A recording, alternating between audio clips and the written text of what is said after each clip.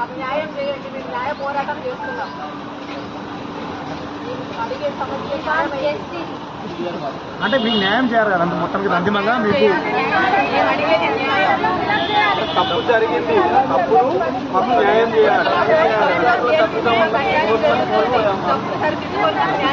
తప్పిదం ఇది గురుకుల బోర్డు వాళ్ళ తప్పిదం వల్ల